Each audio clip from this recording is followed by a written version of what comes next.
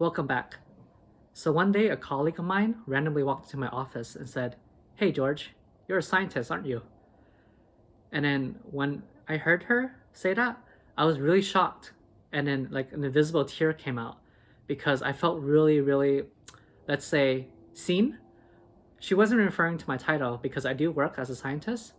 She was referring to something beyond that.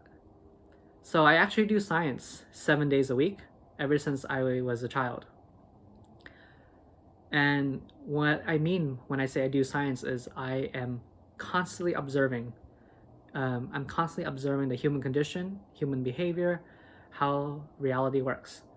And I come up with all these theories that I derive on my own, and I craft them and I test them.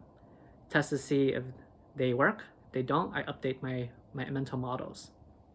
And I'm constantly doing this. If someone asks me what's my hobby, I have a hard time answering because really one of my hobbies is observing and coming up with theories and testing them. Usually they're just mainly abstract theories, right? So they're not like real, physical. But I can really see them happening outside, and so it's kind of embarrassing to share. I don't know if that's considered a real hobby or not, but it's something I do all the time. So that's what I mean when I do science, and in a way, it's like problem solving, right? There's a problem or a question, and I'm trying to look for answers for it. So I also like psychology, right? That's social science. Philosopher. Sometimes I refer to myself as like a detective. So that was really touching that she saw that about me, and so what am I trying to get here? Let's see. I do a lot of problem solving, and I feel like how I apply it these days, I notice that a lot of the problem solving I do is either just abstract or it's related to helping friends. Like when a friend comes to me for advice, or even strangers, a lot of strangers sometimes just come to me randomly and just like spill like their deepest secrets. And then they would tell me like, "Oh, I never really talk about these things. It's so interesting. I'm talking about it now with you too because I don't really know you." And that happens occasionally. But yeah, a lot of time my friends share things, and then they have some emotional troubles, and then I would be there, and then instead of I'm a bad listener. Instead of listening, I'm trying to problem solve and solve their problem. But the thing I notice is I tend to take on their problems as if they're my own, and then I get really attached, and I try to take over and fix their troubles, and that's not a good thing because everyone needs to everyone's responsible for their own life, and then they can only learn by coming up with their own answers. It's good to go to others for tips, but what I should be doing is listening and leading them, guiding them to, or just like how Socrates does it, right? He doesn't like give you the answer. He kind of questions, asks you more questions so that you can come up with your own answers to your own troubles. And I really like that method. There's a book I read um, called "The Courage to Be Disliked," and it's written in like Socrates style, and you really learn about how to really derive answers to yourself for psychology related. I'll show you my bookcase in the future. Anyway, so yeah, so when I problem solve, it's usually problem solve people's troubles, and I notice that that burns me out a lot because these problems are not my problems, and I take in a lot of emotions from my surrounding very easily, and sometimes I can't tell the difference between is if it's my emotions or their or people's emotions, and I just come home feeling really drained, and this happens quite often. And so I would find myself like returning to my car and just sitting in the car for like an hour and just listening to like frequency or even no sounds, just sitting there and just having my eyes closed. It sometimes really does take that long, 1 hour or even more, for me to really, really recover mentally. But but it's normal, you know. I think that's just being what introvert, right? Um, spending too much time, energy directed outward, your attention outward to other people, and then can be rapidly draining for myself. So I need to take time to rest, and then that's normal. It's fine, as long as I have my own ways of coping daily. I can recover, right? So if you're a friend and you're listening to this video, don't be afraid to share your troubles with me. I actually really enjoy helping you out. I probably shouldn't problem solve your issues too much. I should work on listening more. But yeah, I welcome your sharings, because it's one of the best ways to connect, right? For friendship, the best ways for people to connect is to go to each other and be able to talk about things on an emotional level. And I also hope that, you know, I also have my own emotional troubles, so I also hope that I can also talk about these things with you as well. So yeah, don't be afraid to talk to me. I'm pulled to help people. Anyhow, so I do a lot of problem solving for other people, but I haven't, and I do a lot of problem solving for my theories as well. But what I notice is I haven't really done any problem solving for in the concrete world for myself. So I started doing something interesting. I signed up for computer science classes. So here's an example of problem solving in the concrete world is like when there's a computer science problem, such as program a program that where you type in your credit card number and then it outputs if the program tells you if this is a valid credit card number, and if it is, like, is it for Visa, MasterCard, American Express, right? Sounds pretty cool, but how do I do that, right? So I'm a total beginner. I don't really know programming. I'm just starting, and I'm learning C programming. So I typed in a bunch of this. This is a 100 line of programming. Oh, this isn't about the credit card, by the way. This is something else. Anyway, so I typed 100 lines, and then when I look at it, like it, I don't even know what it means, but it all came from like my mind. It's very creative. I don't know really exactly how I did it. I do actually. So what I did is with this 100 line, it wasn't programmed all in one sheet. I broke it down in separate sheets. So one sheet per function. There are multiple functions in this one large sheet. So I broke it down separately. And then once I have them, I put them all together. And that's how I structured it. So that's why now it looks really amazing all together. 100 lines. It's like a short passage in English, except it's in C programming. The problem question here was create a program that uses the algorithm to assign a grade level based on the user input passage. So if you type in a passage, and then the program will tell you what grade level, what reading grade level is this for. So pretty interesting. I'm really amazed or proud of myself for actually creating this program. It's basically math. I really enjoy math. It's like memorizing the different formulas, like what cosine does, what sine does, what the quadratic formula does, right?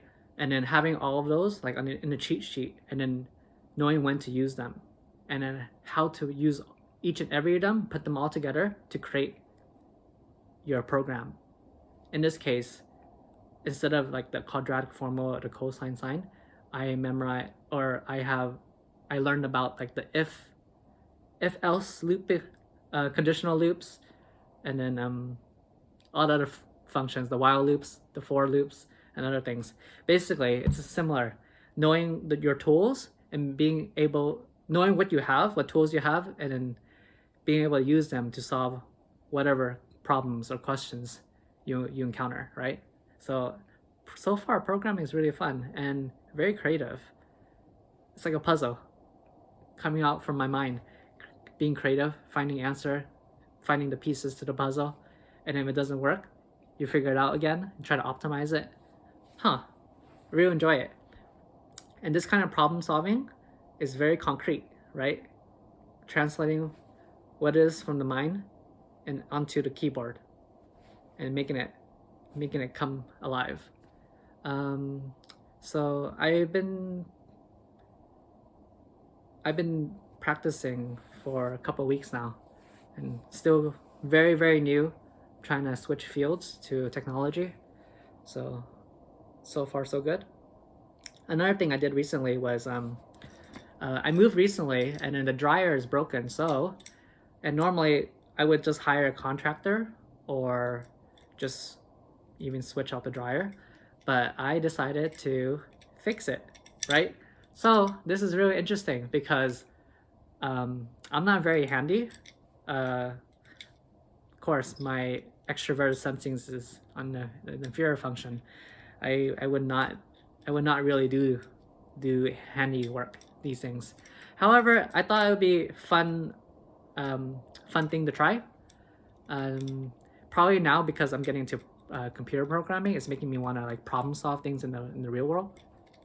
So I didn't take pictures, but I took apart a dryer, and then I ripped it apart, and then it was very interesting. It's like a doctor operating on a human body, taking out all the organs. Maybe I was a mad scientist in the past. I followed a video, and then I figured out like what was wrong with the machine. The machine outputted a code. It's like E64 error, and then I googled what that meant. That meant like there's something wrong with the drying unit, the heater unit, called the dryer heater element. So I ordered that, and then once the part came around, I took apart the dryer and I started fixing the machine. And I didn't have the right tools, so I had to go out and buy a tool from Home Depot. But even that tool was not working properly, so I ended up spending 8 hours to a whole entire day just operating on the machine. But I was like really deeply focused in it. I was tinkering it for a while, just like, and then taking out all the screws, putting things back together, and then now the machine works. And then wow, amazing! I actually did that. That's really cool. And not only that, it was kind of slightly frustrating that I spent extra time because I didn't have the right tools. Could have saved a lot of hours, but being efficient is not as important as, in my opinion, as learning and progressing, right? So now I know how to take apart a machine. I know how to follow a YouTube video to fix a dryer. If say a dryer breaks down and it's the same problem, now I know how to fix it. If it's a different problem, then I know how to navigate on internet and order the parts and fix it that way. So if you have a dryer problem, you don't want to fix it, I'm willing to do some work. Maybe charge you a little bit. It'll be discounted. Anyhow, so the thing I noticed is very interesting is I didn't feel burnt out when it comes to problem solving, doing these extroverted sensing things like the programming and then the fixing the dryer. And then the thing is, I'm doing these things for myself. I'm not doing it for like a boss or like for people. Even if even people hire me to do it, it's really for me, right? I'm doing these things for me, and it's different from problem solving people's emotional troubles or paying attention, giving a lot of attention to others. I'm giving more attention to myself. And so I feel like in life, me generalizing a lesson again, always. In life, it's good to reduce the number of responsibilities I have. I find that a lot of responsibilities I have is really about other people, about people pleasing, about taking on other people's troubles, helping other people. maybe saving humanity, saving the world. I have that desire. But maybe it's better to be selfish. I think being selfish has a very bad connotation, because usually when people think about selfishness, it's like selfish at the expense of other people. But I also think that being selfless at the expense of yourself is also quite negative. So I think selfishness does not have to be just negative. There should be a positive side to it as well. So what is it? Self-development, self-respect, self-worth, self-esteem, did I say self-respect already? Self-confidence, right? Self-worth. So the self is really important. And when I do things for myself, I feel really energized, and I feel proud and fulfilled. So I feel like perhaps a lot of my emotional troubles is really because I don't give myself enough attention. And I'm waiting for other people to give me the attention that I don't give to myself, right? So why not? Why not redirect that attention to myself? The attention and that love that I give to others, give it to myself instead. And then really I do feel more confident now that I'm capable, I feel competent, I can fix machine, I can program, I can learn. Very independent. And don't have to wait for anyone, don't have to wait on anyone. So when I have all these responsibilities for other people, it really takes away a lot of my time and energy. So instead, I think what is important is to reduce the number of responsibilities I have in life so that I have more time and energy for myself. Right? This is a minimalism, but it's not like minimalism in terms of removing physical objects from your space. It's minimalism in terms of removing abstract things like responsibilities to others. Now, I love helping people, and I love psychology, and I like to be there for my friends and for others. So, but I can do these things. I can help people, but I don't have to be attached to people's troubles or their emotions. I can problem solve people's troubles, but I don't have to take it on and make it my own problem, right? So removing the responsibility in this case would be taking a step back and then just creating that boundary, right? Just allowing myself to be more focused on myself. And then if people want to come to me, people can come to me. I don't have to go to people. If I do notice someone has some issue or problem that they may need help, maybe I can ask them. But if they don't want to help, then that's fine too, right? I don't really have to be too attached to it. So the theme here is to focus more on myself, remove responsibilities that I have for others, so that I have more time and I could create more responsibilities for myself. That brings me inner joy. I notice a lot of people, when they grow up from a child to adult, they pick up a lot of responsibilities and they come out being very drained, having less energy to socialize, having less energy to exercise, to do things that would be meaningful to them, that would be beneficial for their life. It's because I think people have a lot of responsibilities. If somehow they can remove those responsibilities or just reduce them, right? For me personally, I think it would be really important to realize that I don't need to help people. I don't need to save the world. I don't need to help humanity. I have the heart for it, but it's not a need that I don't need to do anything, right? I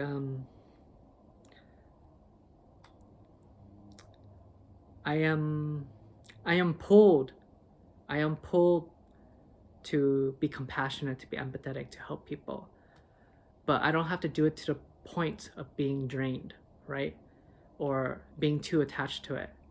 I don't have to be attached to the outcome. Just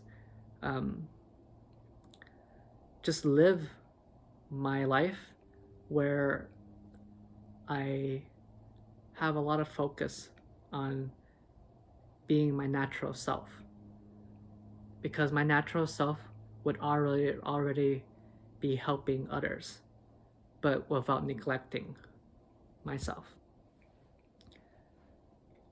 So there's a couple of quotes here. I think this one's an important quote. The best gift you can give to anyone is your own happiness. This quote is from Aaron Abke. He's my YouTube mentor. I follow many different YouTube people, and then I consider them as my mentors because I learn a lot from them.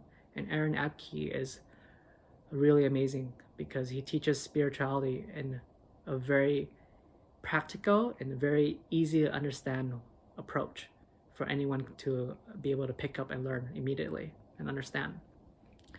I like digging into rabbit holes, and I like finding the best of the best in terms of anything I'm interested in: cult, health, psychology.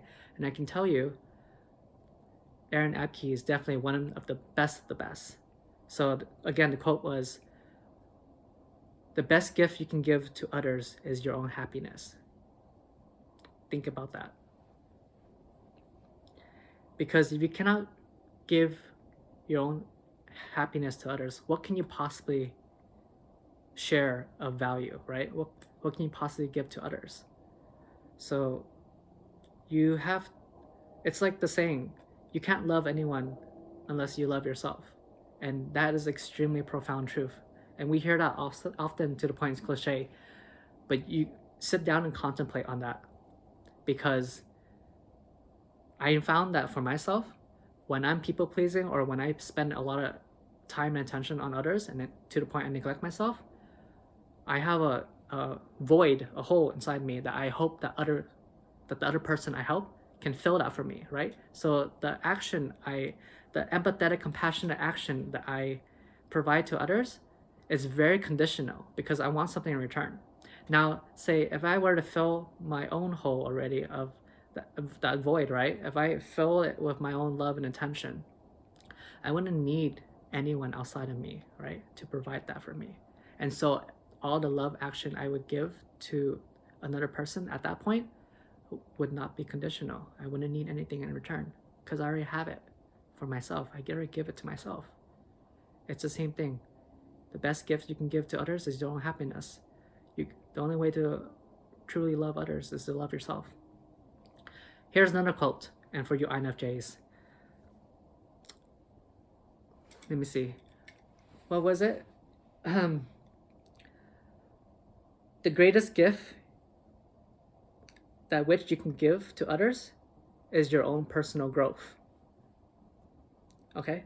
This one is from Elaine, I don't know how to say her name, Scala Drenth. It's from her book Beyond Rare. And it's titled Beyond Rare because INFJs are usually, some INFJs fall into the trap of being too attached to the label of rare, because INFJs are one of the rarest types in the MBTI. But the issue is being attached to that label is not really useful in any way. So it's titled Beyond Rare because the book is really about teaching us INFJs to look beyond that label and to learn and focus on personal development, on self-actualization, which she says is actually very rare to do, or in this case, beyond rare, right?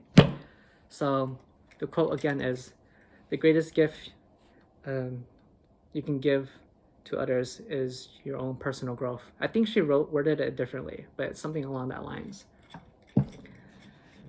So